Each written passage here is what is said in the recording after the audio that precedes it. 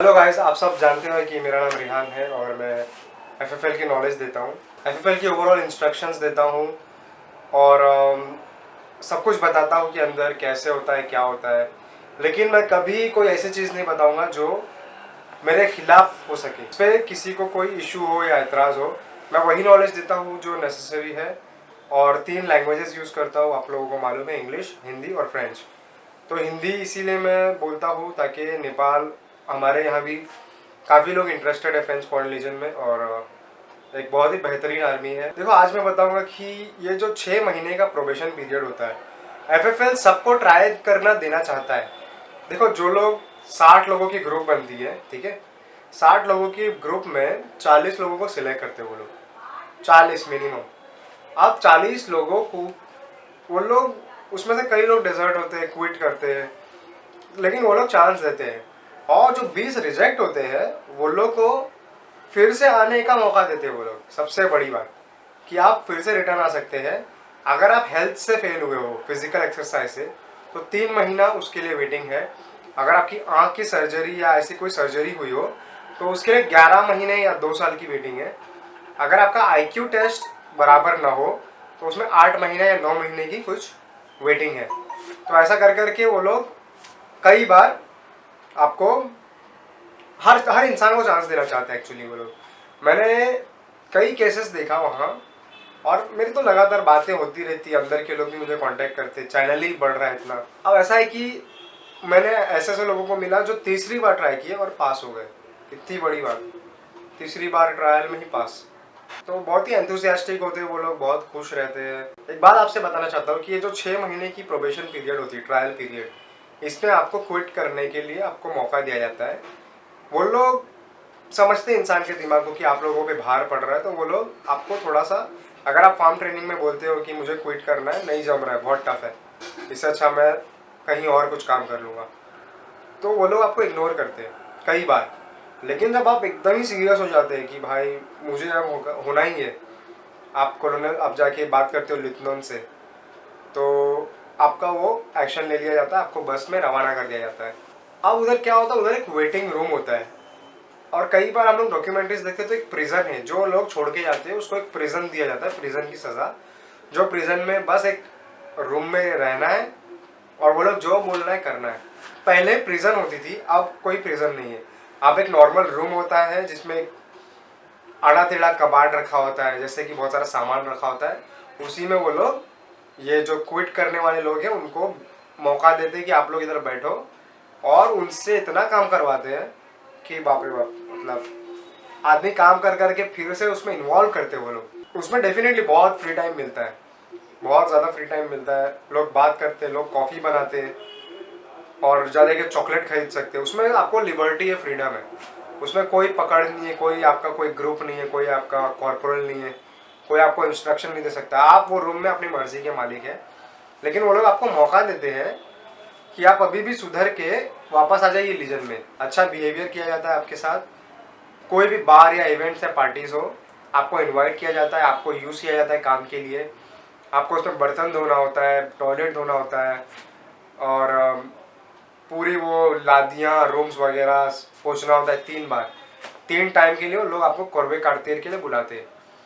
तो बहुत गुस्सा आता है साफ कर करके, हर चीज़ बार बार साफ करो, और वो ऐसा ऐसा लगने लगता है कि मैं एक प्रिजन में बंद हूँ।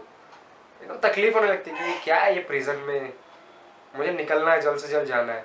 तो वो लोग आपको फार्म ट्रेनिंग से कास्टल नोटरी में, किसी किसी का 10 दिन में काम हो जाता है, 10 दिन में इंटरव्यू वगैरह हो जाता है, वो आदमी रिजेक्ट होने के लिए रेडी हो, क्विट करने के लिए रेडी हो जाता है। और लीजन भी, उसके लिए 4-5 इंटरव्यू पास करने पड़ते हैं लीजन से निकलने के लिए। तो काफ़ी टफ प्रोसेस है।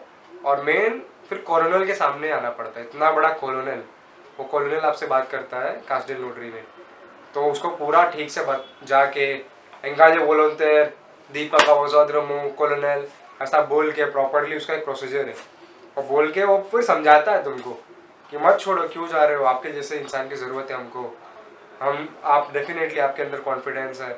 इस तरह से प्रोसेस है। जब कॉलोनल के पास फाइनल पूरी कोट वगैरह पहन के, कैप पहन के पूरा प्रेजेंट होना पड़ता है। अब ये जो 20 दिन होते हैं, इसमें आपसे बहुत काम करवाया जाता है। और हर इंसान जो आपको मिलता है वो आपको ताना देता है कि आप सिविल के हैं, शी आप क्विटर हैं।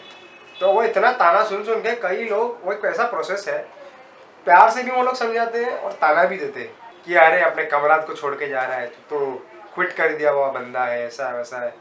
बहुत ताना मिलता है वहाँ। और एट लास्ट कई लोग वो 20 दिन या 30 दिन में, कभी कभी 1 महीने का भी डिले किसी को रुकना पड़ता है, किसी किसी को 20 दिन रुकना पड़ता है, किसी का 10 दिन में हो जाता है। जो लोग को निकलना है 10 दिन में हो जाए बेहतर है। तो वो लोग बिठा के आपको पगार भी देते हैं उसका, आपका टाइम वेस्ट भी हो रहा है, पगार भी हो रही है आपकी। तो एक बंदा था जो 1 महीने से भी ज़्यादा रुक गया था और वो इतना डिप्रेस हो गया था कि वो मारा मारी करने लगा था। एट लास्ट उसको जल्द से जल्द उसको निकाला गया वहाँ से। मतलब जो लोग क्विट करना चाह रहे हैं वो लोग उसको बहुत टाइम देते हैं कि ये बंदा बदल दे अपने माइंड को, हम लोगों को इसकी ज़रूरत है। और जो लीजेंड बन चुका है वो तो और अच्छा है। तो जो रूम में इतना दिन किसी किसी को स्टे करना पड़ता है, और वो लोग जब भी ड्रिंक करते हैं बार वगैरह में, जब भी ये सिविल लोगों, जो लोग क्विट करने के लिए माइंड बनाए अपना, उन लोगों को समझाया जाता है वहाँ, ठीक है। तो एक ब्रेन वॉश और बार बार बताया जाता है कि ये सिविल के लोग वीक लोग होते हैं, तू सिविल है। वो लोग गाली भी देते हैं वहाँ, कुरवा, कि प्रोस्टिट्यूट है तू, क्या वो सिविल लाइफ में क्या डरपोक लोग है होते हैं। तो वो सिविल लाइफ से बहुत ज़्यादा चिढ़ते हैं लीजन में, हर बार सिविल लाइफ की बुराई करते, सिविल सिविल एक कुरवा सिविल। तो ऐसा कर करके बहुत ताना वाना मार के तुम्हारे दिमाग को बदलने की कोशिश करते हैं वो लोग। तो कई लोग होते हैं जो वो बदल भी जाते हैं, 20-30% लोग।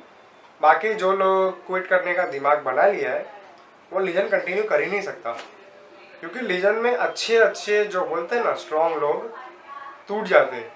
टूटते इसीलिए क्योंकि जब वो स्ट्रगल होता है ना, अजीब सी गरीबी फील होती है। और जो अंदर जो स्ट्रगलिंग पार्ट है, एकदम गरीब की तरह लगता है कि मैं कहाँ गया हूँ, एकदम लेबर जैसी जिंदगी। लेबर ही लगता है, मिलिट्री कम लगती है, लेबर ज़्यादा लगता है। अब जो आदमी हार्ड मिलिट्री प्रैक्टिस करना चाहता है, उसको सिर्फ लेबर लेबर काम मिले, वो पगला जाए। लेकिन एफएफएल बहुत ही डिफरेंट आर्मी है, और कई बार लोग बोलते हैं नॉर्मल लोगों के लिए बनी नहीं है, लेकिन एशियन लोग काफ़ी इजी समझते हैं इसको। मेरे हिसाब से एशिया में हमारा स्ट्रगल कई ज़्यादा होता है, वेस्टर्न में भी काफ़ी लोग स्ट्रगल कर रहे होते हैं, और हम एशियन जैसे ही होते हैं स्ट्रगलिंग में। तो मैं तो यही चाहूँगा कि आप लोग सिविल न जाएं, आप लोग कंटिन्यू करें।